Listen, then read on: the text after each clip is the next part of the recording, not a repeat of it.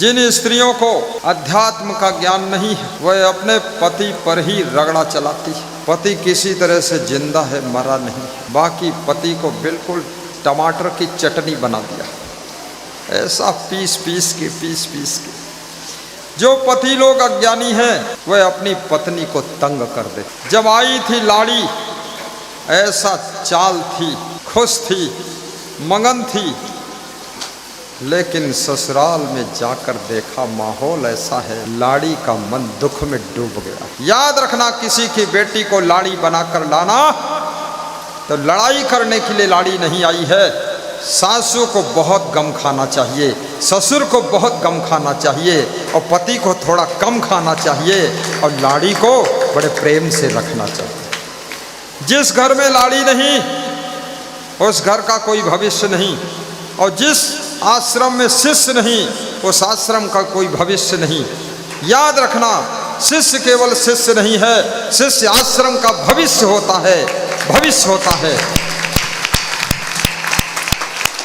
और लाड़ी केवल लाड़ी नहीं है, लाड़ी पोता और पोती को देने के लिए आई है, तुम्हारे आंगन में खुशियां फैलाने के लिए आई है, और तुम्हारे घर की रौनक बढ़ाने के लिए आई है, और तुम्हारे घर का उत्तराधिकारी पैदा करने के लिए आई है।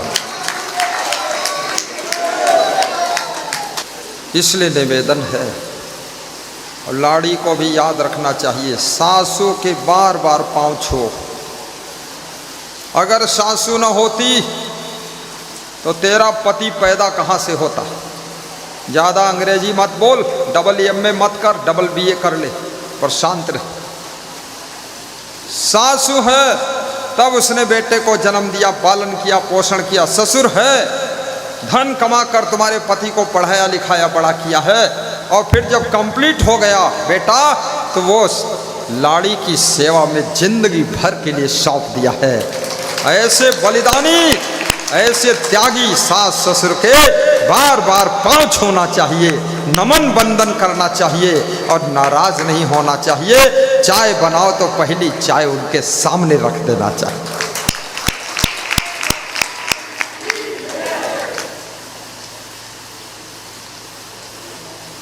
संतों में भी यही हाल है। जितने पुराने संत हैं वे नए संत साधकों को बहुत प्रेम से संभाल कर रखे, और गुरु अपने शिष्यों को संभाल कर रखे। संतों की मंडली कहाँ दिखती है? मंडली बहुत कम दिखती है। इक्का दुक्का संत दिखाई देता है। संत भी अगर भूखा है तो केवल प्रेम का भूखा है, गुरु के आशीर्वाद का भूखा है, गुरु की कृपा का प्यासा है। भोजन तो कहीं खाने को सबको मिल जाता है, लेकिन जहां गुरु की कृपा मिलती है वहीं पर संत डूब जाता है।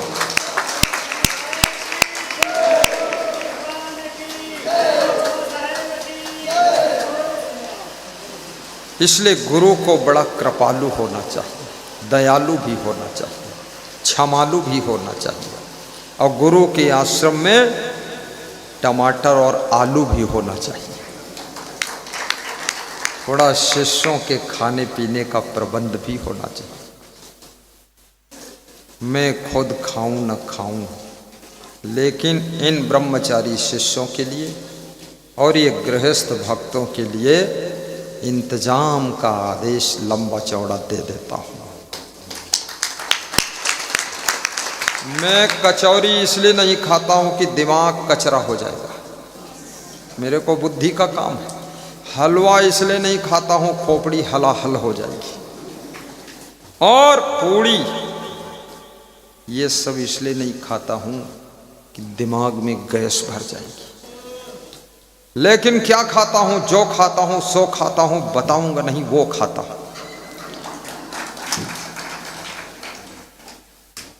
आप देखते होंगे गुरुजी पिछले साल से ज्यादा स्वस्थ दिख रहे। अभी और चमत्कार करूंगा। अब मैं जुट गया हूं कठिन तपस्या में, क्योंकि बीमार होने का भी टाइम नहीं है। सारी दुनिया की मन की बीमारी को मिटाने का मेरा संकल्प है। सबके मन में बहुत बीमारी है, काम है, क्रोध है, लोभ है, मोह है, ईर्ष्या, द्वेष है, अहंकार है, संस्कार विहीन जीवन है।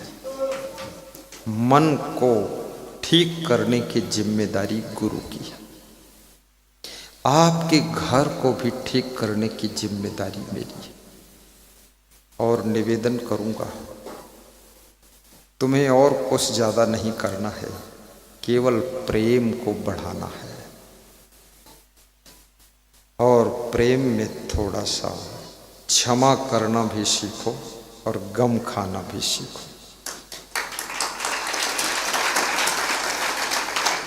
आज हमारे पास में एक सज्जन आए, बोले गुस्सा बहुत आती है। तो हमने कहा गुस्सा आएगी तो घर भूसा हो जाएगा, मन में गुस्सा तो घर में भूसा।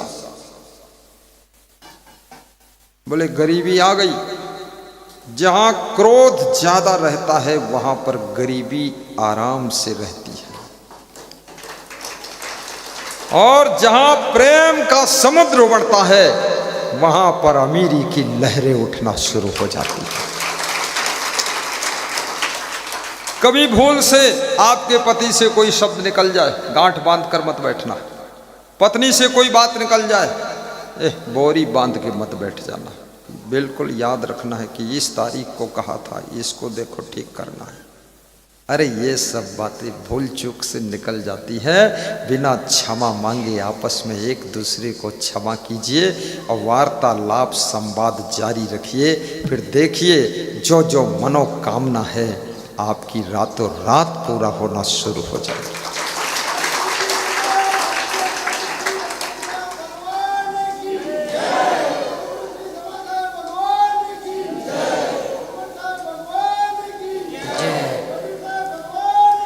जय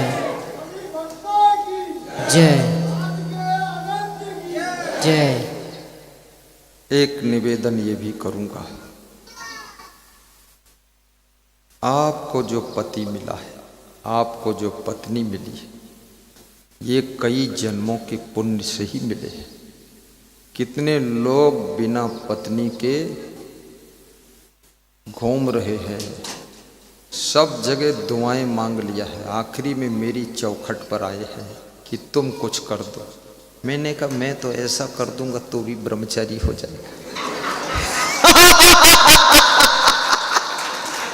मेरे पास आया, बोले अब सब जगह हार गया हूं। ये पत्नी का मिलना और पति का मिलना भी छोटी मोटी बात नहीं। और पति पत्नी का मिलन हो जाए तो समझ लो ये भाग्य तुम्हारे अच्छे हैं। और यदि आप साधु बन जाओ तो सौभाग्य अच्छा है। और यदि पति पत्नी दोनों को गुरु मिल जाए तो ये महाभाग्य है। गुरु की बिना गृहस्थी बोझा है। और पति पत्नी को कंपटीशन पर भक्ति करना चाहिए, श्रद्धा बढ़ाइए। श्रद्धा भक्ति की जान है, आस्था भक्ति की पहचान है, और सेवा भक्ति की शान है। जिस भक्ति में सेवा नहीं, वो भक्ति की शान खत्म हो गई, चमक खत्म हो गई। और जिस भक्ति में श्रद्धा नहीं, वो भक्ति की जान खत्म हो गई। इसलिए श्रद्धा भी रखना है। और वैराग्यवान यदि गुरु मिल जाए आपको तो समझ लो कलयुग में भगवान से बढ़कर कोई भगवान मिल गए थे। कल श्री प्रहलाद गुंजल जी कह रहे थे, किसी गांव में, किसी नगर में, किसी प्रदेश में वैराग्यवान गुरु निकल पड़े। लोग उनका दर्शन करके, सत्संग सुन के संस्कारित हो गए और सत्कर्म करने लगे। तो यमराज का दरबार सोना हो गया और सब आत्माएं को मुक्ति प्राप्त होने लग गई। तो यमदूत सब खाली बैठे थे, घबरा गए कि अब क्या होगा, ये कौन महात्मा निकला है। समय समय पर हर युग में, हर काल में कोई न कोई महान पुरुष सूरज की तरह प्रकट होता है।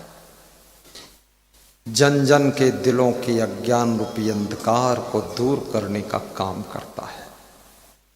कभी राम बन के, कभी श्याम बन के, कभी कबीर बन के, कभी महावीर बन के, कभी क्षमादेव बन के, कभी विशाल बन के चले आना और मेरे दिल का अंधेरा दूर कर देना।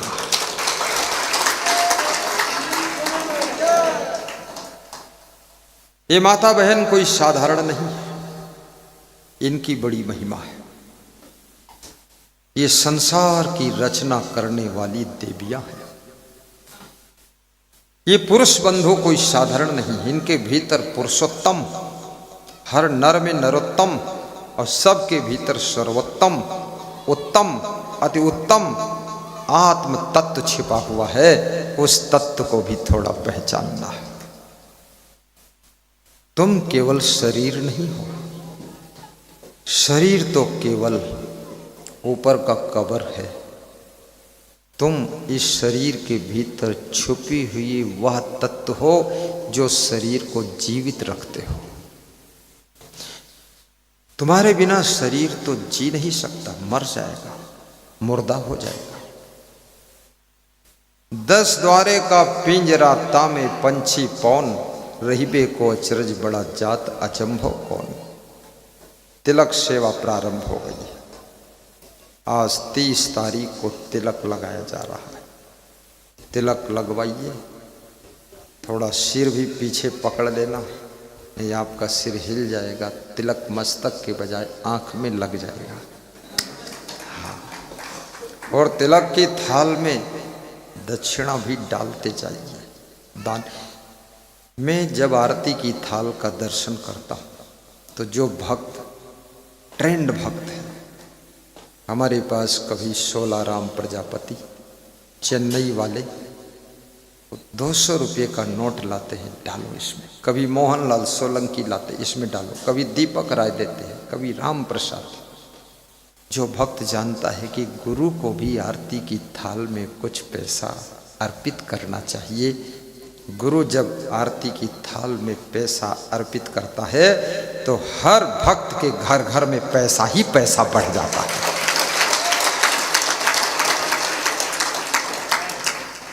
ये जीवन गुरु ज्ञान दान देता है, गुरु कृपा दान करता है, आशीर्वाद दान करता है, गुरु प्रेम दान करता है और गुरु भक्ति दान देता है। और शिष्य गुरु से यही मांगता है, भक्ति दान मोहि दीजिए सब देवन के देव, नमन करूं गुरुदेव को जय जय जय श्री क्षमा देव। कोलर सब तो बंद करो, आवाज न कोई होए, थोड़ा गर्मी लग जाएगी, सहन करो तुम सोए। सब कूलर मास्टर स्विच से बंद कर दो थोड़ी देर, थोड़ा सबका पसीना निकालूंगा। आज लास्ट दिन है, आज महायुद्ध है साहिब बंदगी। जाकर कहो धर्मेश से बाद को आकर हंसना, पहले कूलर बंद करो फिर निकालो अपना पसीना।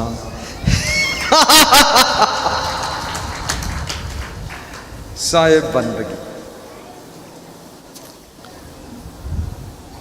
पोथी पढ़ी पढ़ जग मुआ, पंडित हुआ न कोई, 2.5 अक्षर प्रेम का पढ़े सो पंडित होए। प्रेम से भगवान भी बस में हो जाते हैं। इंसान तो क्या, भगवान भी प्रेम में बंध जाता है। अपने पूरे परिवार को प्रेम के धागे में बांधिए। जितना ज़्यादा तुम नाराज रहोगे उतना ज़्यादा तुम दुखी रहोगे। महलों में सुविधा मिलती लेकिन सुख प्रेम से मिलता है। कार से सफ़र होता है लेकिन सफ़र का सुख संस्कार से मिलता है, संस्कार से मिलता है।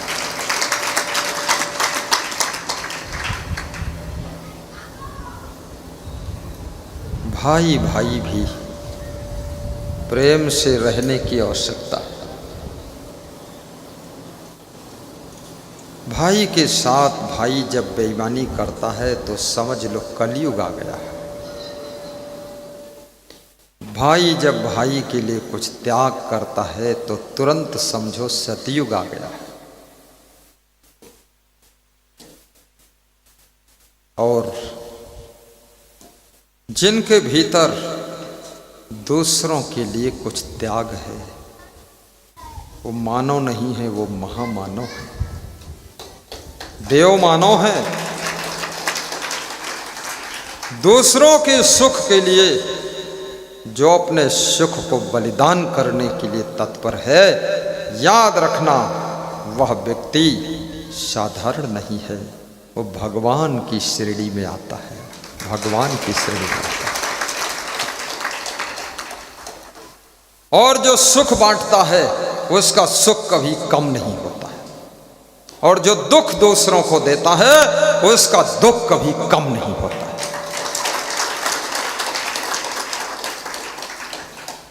तुम अपने सुख के लिए कभी मत सोचो, आप अपने परिवार के सदस्यों के लिए सुख के लिए सोचो। केला ले लेना सतेंद्र, सतेंद्र कन्नौज वाले केला, हाँ लिए जाओ और उठा लो पूरा। आइए आइए, मैं सोचा वो घर जा रहे, फिर मैंने कहा केला ले लो तब जाओ, तो बोले मैं ऊपर आ रहा हूं। ये दोनों मित्र हैं, एक ही गांव से, नगला तेज, कन्नौज उत्तर प्रदेश, और दोनों साथ साथ दर्शन। इनकी पत्नियां भी आपस में मित्र हैं, सीता और रीता। एक का नाम सीता, दूसरी का रीता, और इनका नाम देवेंद्र, इनका नाम सत्येंद्र। वो दोनों हैं। खड़ी हो जाओ, हाँ खड़ी हो, उधर उधर। दोनों साड़ी भी एक ही कलर की पहना है, हाँ, और दोनों की श्रद्धा भी एक जैसी है, बहुत आस्था है। बहुत बड़ा प्रोग्राम किया था, 20,000 लोगों का भंडारा हुआ था कन्नौज में।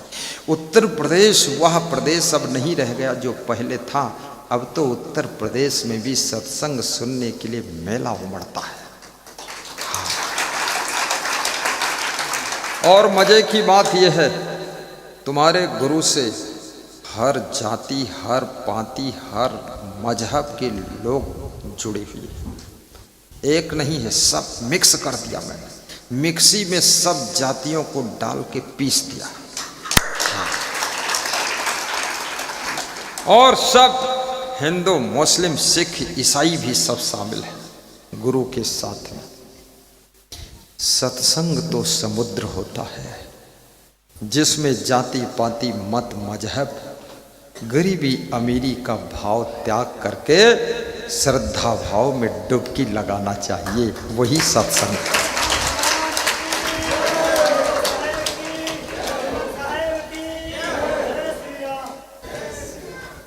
ये भी यूपी का भक्त है, फर्रुखाबाद, फर्रुखाबाद श्रीवास्तव, विपिन नाम। इच्छा है फर्रुखाबाद में सत्संग कराऊंगा, है तो सबकी इच्छा। वापी की मनोज और गुड्डी बहन कह रही थी एक बार सत्संग हमारे गुजरात वापी में करा दो। वापी में होगा तो साहेब इधर देखो, आप ही को डील करना पड़ेगा। उधर गांव वापी और डील करो आप ही, और सब मिट जाए पापी। हाँ, संभालना पड़ेगा ना पुराने भक्तों को, थोड़ा बड़ा समागम। हर भक्त के यहाँ गुरु का आगमन हो, गुरु का समागम हो, गुरु प्रवचन करे, गुरु वहाँ रहे। जैसा भक्त रह रहा है, महल में भक्त रहता तो महल में गुरु रह ले, अगर टीन शेड में भक्त है तो गुरु भी टीन शेड में रहे। ये गुरु सब तरह से रह लेता है, मैं तो हर तरह से रह लेता हूँ, थोड़ा कम में भी रह लेता हूँ, और कभी ज़्यादा अच्छा मिल जाए तो फिर टॉप में भी रह लेता हूँ।